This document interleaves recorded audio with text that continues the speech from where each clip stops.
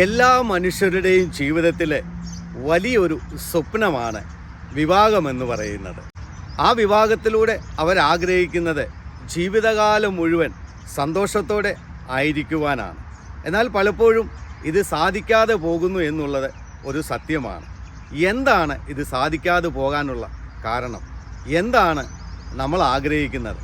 നമ്മൾ ആഗ്രഹിക്കുന്നത് നമ്മൾ വിവാഹം കഴിക്കുന്ന വ്യക്തി ഇങ്ങനെയൊക്കെ ആയിരിക്കണമെന്ന് നമ്മൾ ആഗ്രഹിക്കാറുണ്ട്. നമ്മെ സ്നേഹിക്കണം, നമ്മോട് പറയണം, നമ്മോട് പറയാതെ ഒന്നും ചെയ്യരുത്, നമ്മോട് പറയാതെ ചോദിക്കാതെ എങ്ങും പോകരുത്. ഇങ്ങനെയുള്ള കാര്യങ്ങളൊക്കെ നമ്മുടെ ജീവിതത്തിൽ നമുക്ക് ആഗ്രഹമില്ല. എന്തുകൊണ്ട് നമ്മൾ ആഗ്രഹിക്കുന്നതൊക്കെ മറ്റവർക്ക് ഉണ്ട് എന്ന് നമ്മൾ ചിന്തിക്കുന്നില്ല?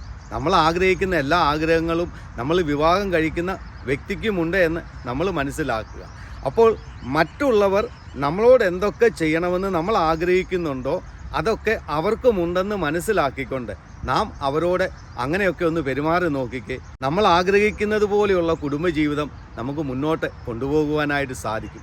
ഇതാണ് ക്രിസ്തു നമ്മളോട് പറയുന്നത്.